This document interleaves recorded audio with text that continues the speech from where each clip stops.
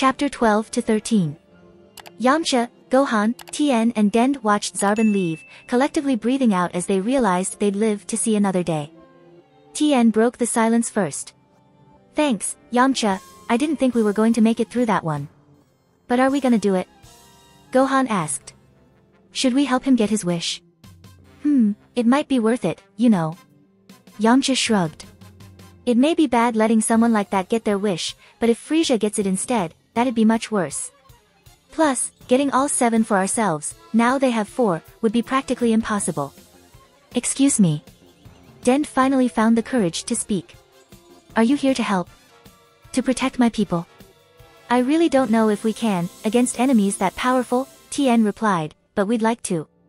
Then I guess I should tell you, the dragon grants 3 wishes. Wait, 3? Tien looked over at the small Namekian. That's great. I bet when our friend has gotten whatever it is he wants, he'll spend a while gloating about it, leaving the other 2 wishes for us. If we're clever with our wording, I bet we can fix things on Earth and here on Namek in one go. Come on, let's go tell Bulma, Gohan said, smiling now they finally had a plan, and at least a little hope. Zarbon landed back at the Namekian village, where Frieza and the remainder of his soldiers waited. Lord Frieza. I have eliminated the threat, but I regret to inform you that Dodoria is dead. Is that so? Frieza stroked his chin. And yet you survived, unharmed? Zarbon struggled to keep his voice steady. Yes, sir. Only one of them was strong enough to pose a challenge, but he was already tired and worn from fighting Dodoria, and I didn't even need to transform to beat him. He smiled, playing it up. As for the others, their flesh cooked deliciously. Well, no matter. Frieza shrugged nonchalantly. There's more where he came from. Well, not literally on the planet he came from, not since my last visit, anyway. Indeed. Zarbon glanced around. If the Dragon Ball is secure, how should we proceed? Locating the Namekian villages without scouters will be troublesome.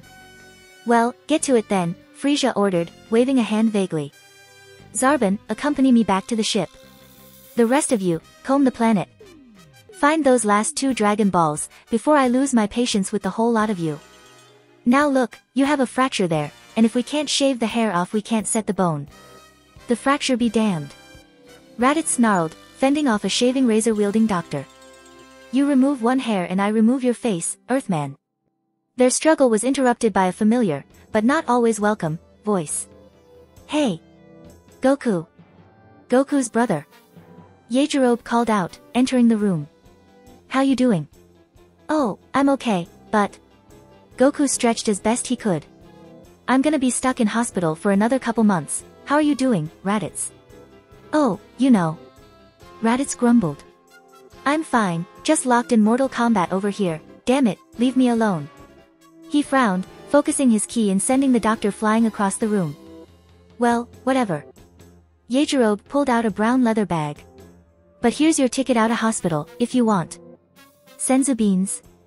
Goku's face lit up. You're the best, Yajirobe. Yeah, sure. Korin was gonna give Tien some when he went to fight the Saiyans, but you 2 used all-up training, try to save some for everybody else this time. Will do. Taking the bag, Goku popped a bean in his mouth, much to the bemusement of the medical staff, then tossed one to Raditz, who ate it gleefully. You know, Kakarote, Raditz said as they leapt out of bed, shaking their bandages off to reveal fully healed bodies, irritating doctors aside, I'm really starting to like your planet. This beats the healing tanks any day, so what now? Well, there's good news and bad news. Goku pulled on his GI as Raditz fastened his armor. The good news is that my ship is ready to go, and I think I'll be needing it, cause on Namek there are apparently fighters even stronger than Vegeta, after the Dragon Balls too. What? When did you hear this? How come I didn't? They climbed out of the window and took off, as the patients and doctors stared in shock. Goku shrugged. You were asleep. You do sleep a lot when you're healing. So anyway, you going to come to Namek with me? Hold on, you're not serious about going, are you?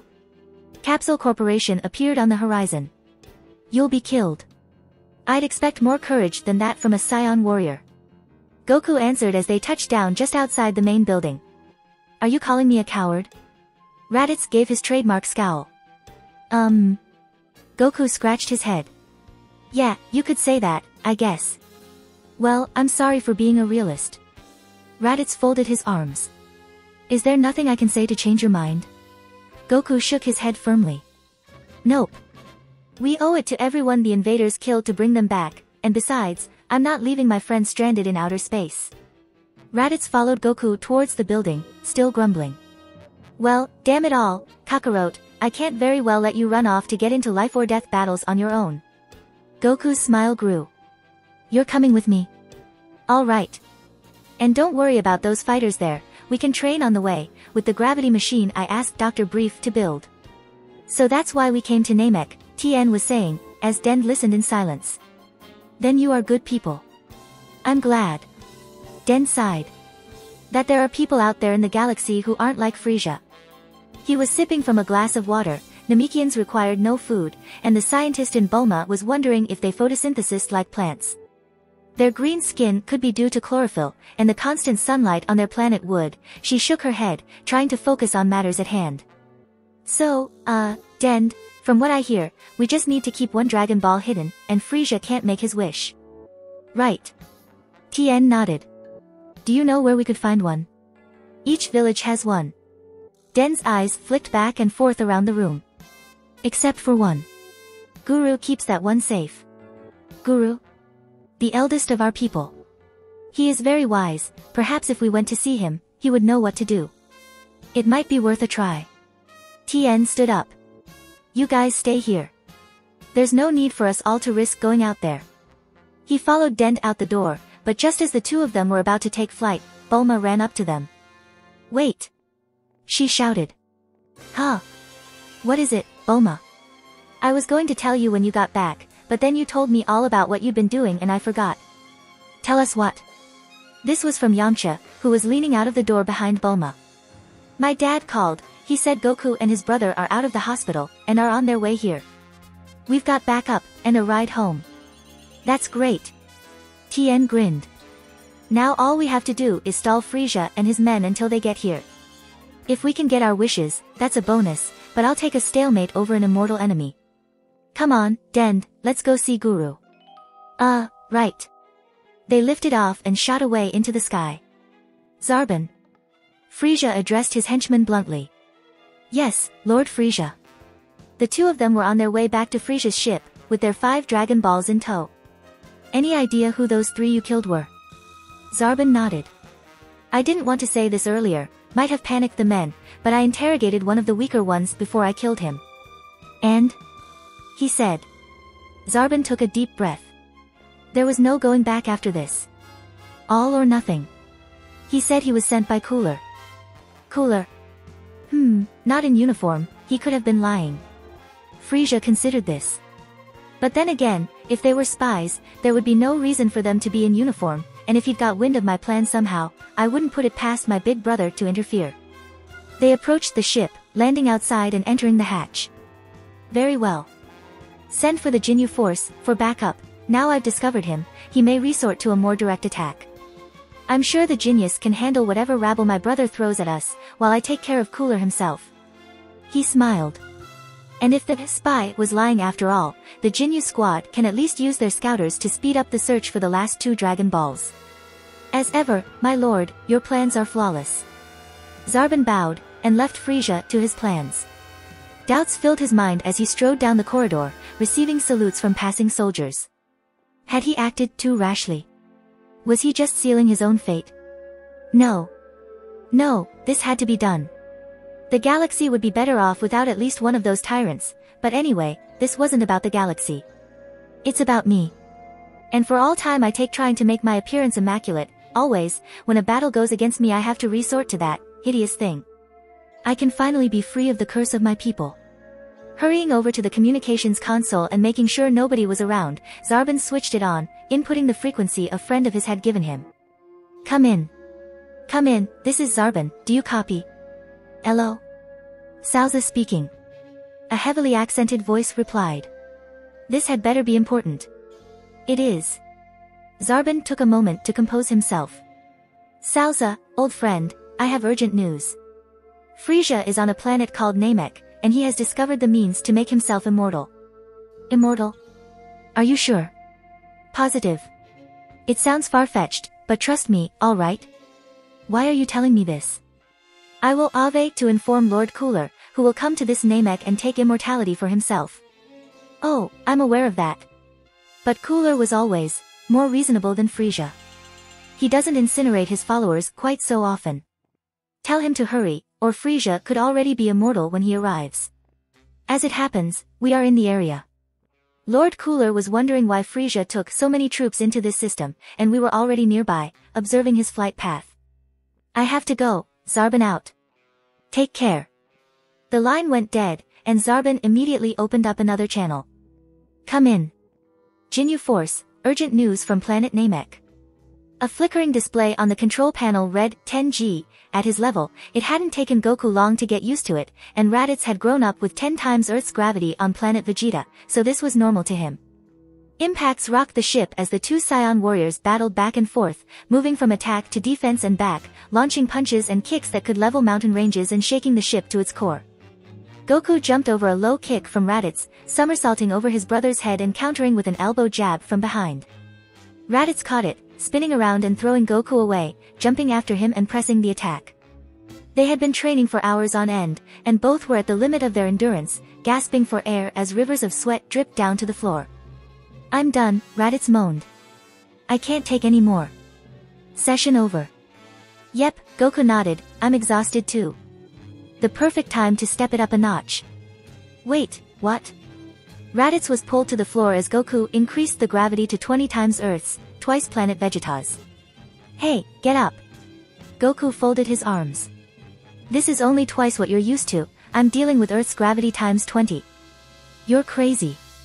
Raditz muttered, climbing unsteadily to his feet. Just like Vegeta. Well, just remember there are fighters even stronger than Vegeta on Namek. Goku resumed his fighting stance. If you just accept your limits, we'll never surpass them. Overcome what you thought was possible. We've already improved massively over the last year. Raditz grinned. Ha, maybe a little bit of crazy is what we need right now. He lunged at Goku, kicking at his head. Goku blocked with his forearm, 3 punches from his other arm in rapid succession smashing into Raditz's face. I can't believe how strong Kakaro's become, he thought as he fended off another barrage of attacks. When I met him, he was barely a quarter of my power, but now he's practically caught up with me. How does he do it? It took 20 minutes for the brothers to finally run out of energy for real, so, leaving the gravity machine on 20G to try and get used to the setting, they crawled over to the bag of senzu beans and ate one each, feeling instantly renewed and stronger than ever. Well, I think that went well. Goku was interrupted by an unfamiliar voice in their heads. Hello? Is this Goku and Raditz?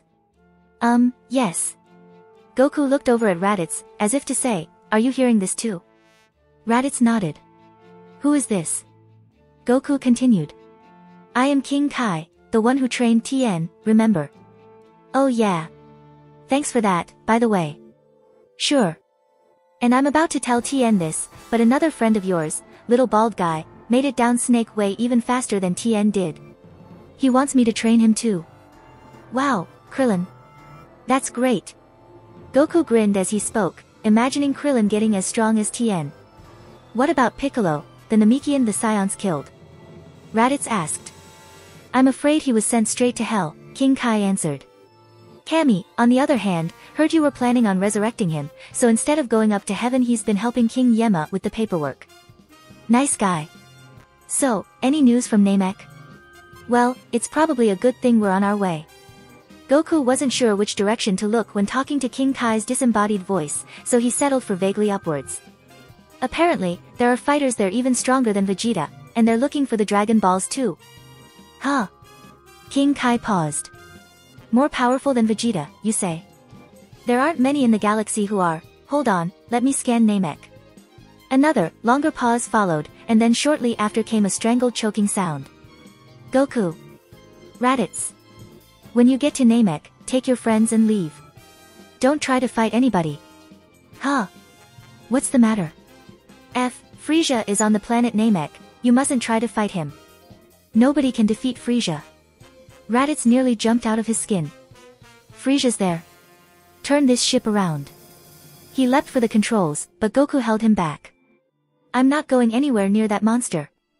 Goku punched Raditz in the face, with enough force to knock him to the floor. And you call yourself a saiyan, he growled. What happened to our proud race of warriors? You don't understand. Raditz held his head in his hands. There will be no survivors, Frieza will kill us, and all of your friends, and the entire Namekian race. Frieza, the most terrible being in the universe, I'm sorry, Kakarot, but there's just nothing we can do against him. He looked up too late, as Goku's foot connected with his forehead, knocking him down through the hatch to the lower floor. Come back up when you grow a spine. Goku told him. My own brother, trying to run from a fight. He set the gravity up to 30 G, flooring Raditz again just as he was standing up, and resumed training. Tien landed on the raised plateau, slightly behind Dend. So this is Guru's place, huh? He gazed up at the spherical gray building, with the mysterious spikes and bubble-shaped windows common to Namekian architecture. Out of the doorway stepped a tall, broad-shouldered Namek warrior. Greetings, child. Is the visitor here to help? Dend replied enthusiastically. He and his friends saved me from the invaders today. Very well. The warrior Nail turned to Tien. If you wish to see Guru, follow me. Dend and Tien walked with him, through the doorway and into the shadow-filled home of Guru. Lord Guru, this is the visitor. Nail spoke reverently to the huge, ancient Namekian sitting in the throne at the back of the room. He comes seeking our help in protecting this planet, and his own. Step forward, came a deep voice which seemed to come from every direction at once. Tien walked over to Guru's throne, looking up at the elder and wondering how many years, and how many generations, someone like him must have seen go by. Guru? I'm from Earth. Huh? Tien raised an eyebrow.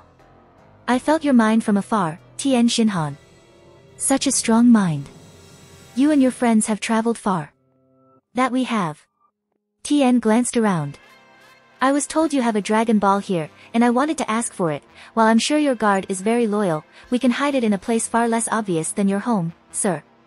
Guru smiled. Your mission, it is a noble one. Nail, bring forth the Dragon Ball. The ever-alert warrior nodded and retreated into the darkness. Stand close, human. There is another gift I can bestow upon you. A gift? Tien asked. What do you mean? I sense great power within you. Guru held out his hand. Let me awaken your true potential, and your coming battles may be easier. When Nail re-entered the main area, carrying the Dragon Ball in both hands, Guru's hand was resting on Tien's forehead, and a shimmering white aura enveloped the human fighter. When it faded, Tien stood completely still, stunned at what he could sense inside himself. This power, it's incredible.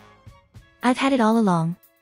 Guru nodded, and Nail handed Tien the Dragon Ball. He accepted it cheerfully. Thanks so much. I won't let you down. Dend. Dend answered the unspoken question. I would like to stay here, if Guru allows it. Of course, the eldest Namekian replied. Tien waved farewell, sprinted for the door and took off, soaring through the green-tinted skies. Goku was getting the hang of 30 G training, but he was troubled. Raditz still hadn't rejoined him. So he jumped down to the lower level of the ship, to find his brother lying on his back, eyes closed. Hey, what's got into you? We haven't got much time until Namek, you know. What's the point? Frieza's going to kill us when we get there, Raditz groaned. I don't know, maybe Vegeta was right about fighting anyone, maybe you were right, too, but then, I guess that'd make two things you're right about. I'm no warrior. Huh? Goku scratched his head. That's ridiculous. You were awesome against Piccolo and Vegeta. No. Raditz rolled over, facing downwards. Do you know, I was always mocked on planet Vegeta. Raditz, the weakling. Raditz, the joke. Bardock's son, the failure. I was supposed to be a warrior of the highest class, it's no wonder our father disowned me. He what? Goku's eyes widened. And I'd constantly be on missions, just to get away from the ridicule. Weak planets, of course, places like Earth, where I could feel like a god among insects. I'd delude myself, thinking for just a brief moment, that I was special.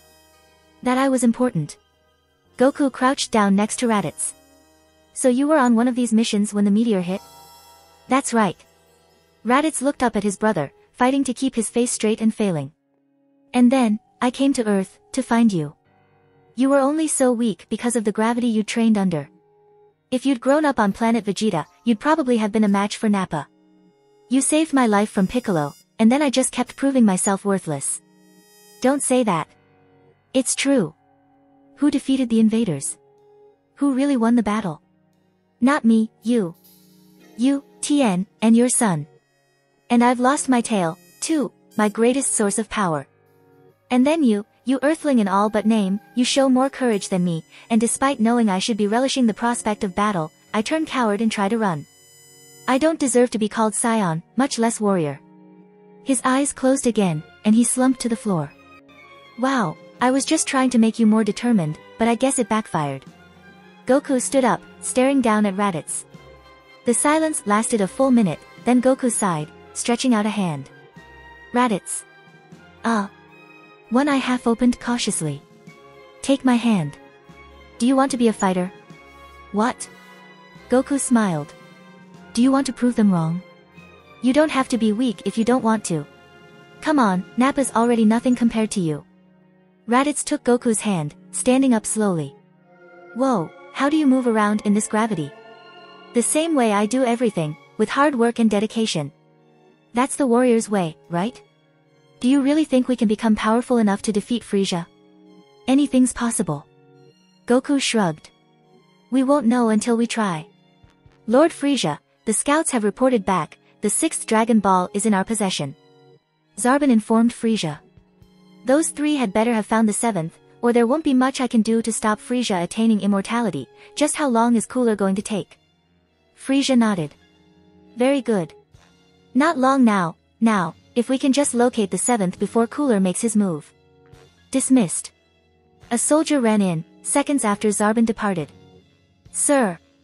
The Jinyu force are minutes away. Their signal is approaching fast. Then I shall go and meet them.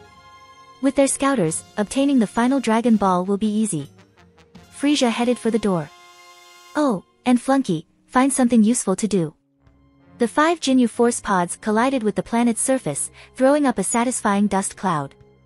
Out climbed the 5 eccentric and colorful elite soldiers, Captain Jinyu, his right-hand man Jis, resident speedster Birder, hulking giant Rikum, and diminutive psychic Goldo. They leapt around like maniacs, forming their special fighting poses Jinyu loved to work so hard on. Frieza rolled his eyes. Yes, very good, Jinyu. Your ballet is, as ever, flawless.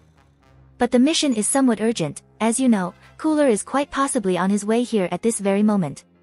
Indeed, my Lord Frieza. Jinyu bowed.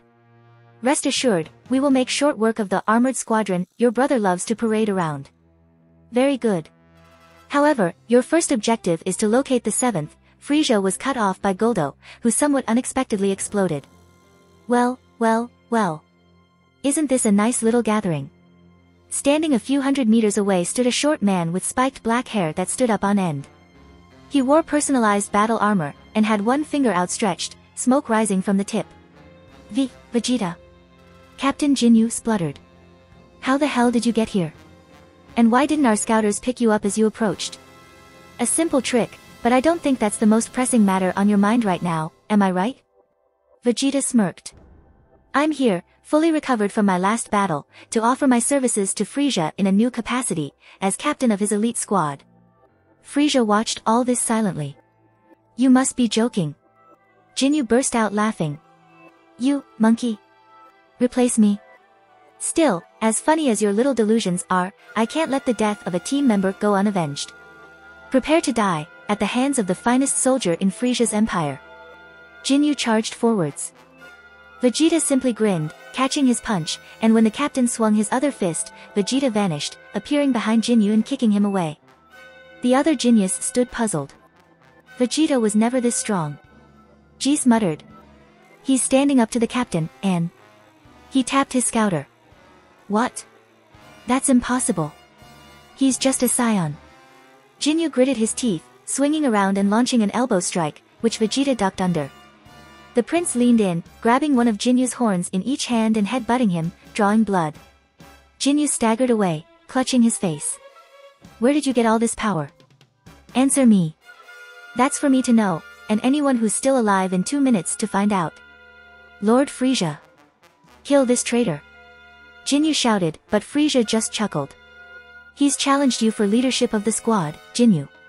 If you forfeit, Vegeta wins by default. But, trial by combat has never been a tradition in this army. It is if I say it is.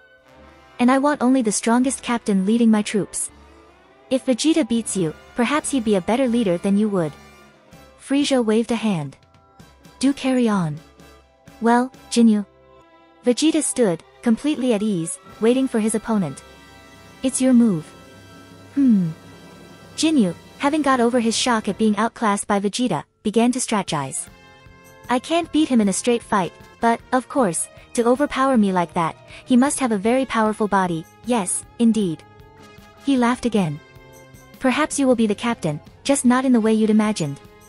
Opening his mouth wide, Jinyu prepared to fire his body change technique. Vegeta moved faster than Jinyu's eyes could follow, appearing behind him and cutting through the captain's neck with the edge of his hand. Captain Jinyu's severed head rolled along the ground, stopping at Berter's feet. The blue, serpentine soldier recoiled in horror. See, Captain.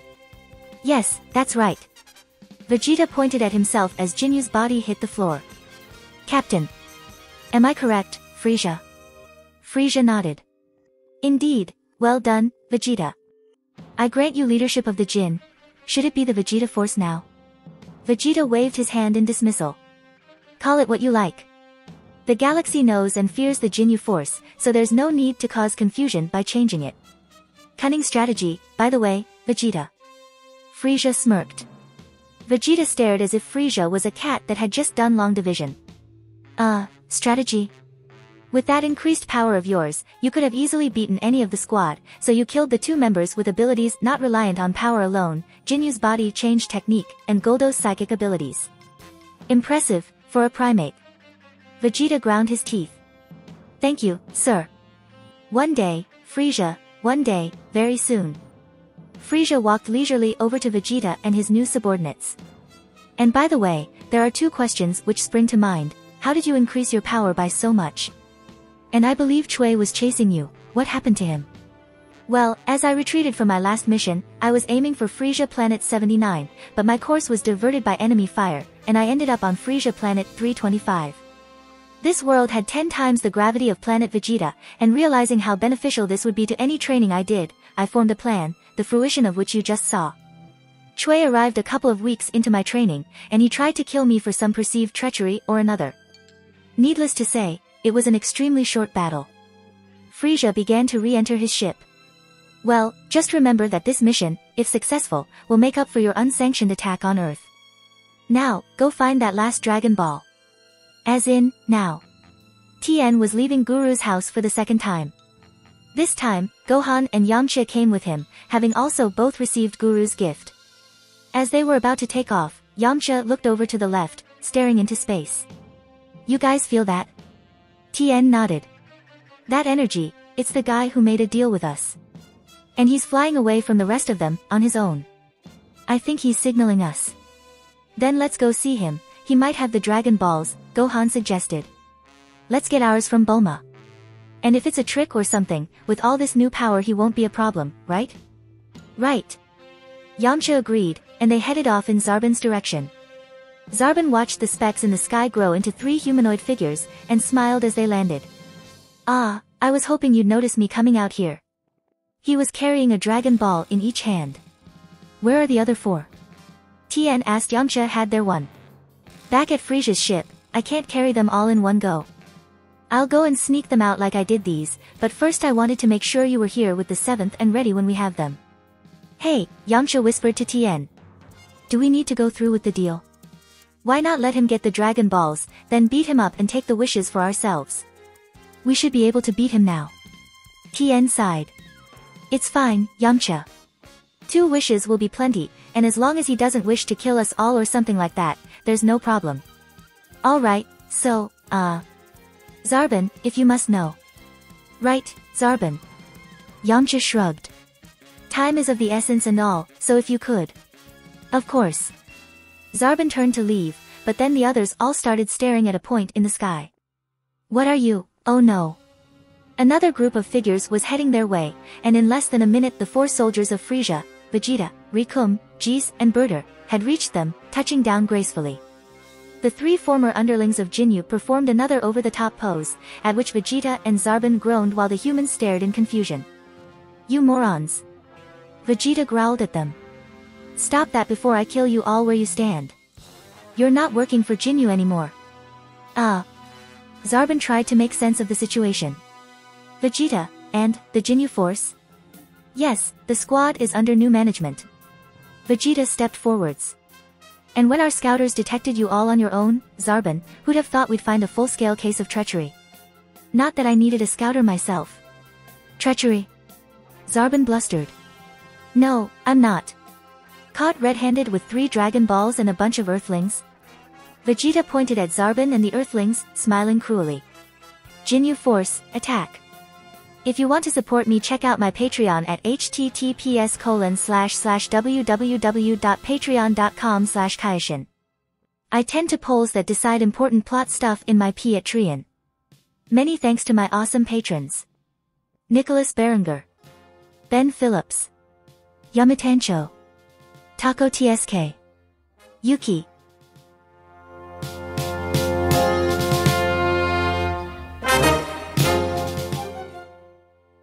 If you enjoyed the content, don't forget to give it a like and subscribe to the channel. I'll be here until next time.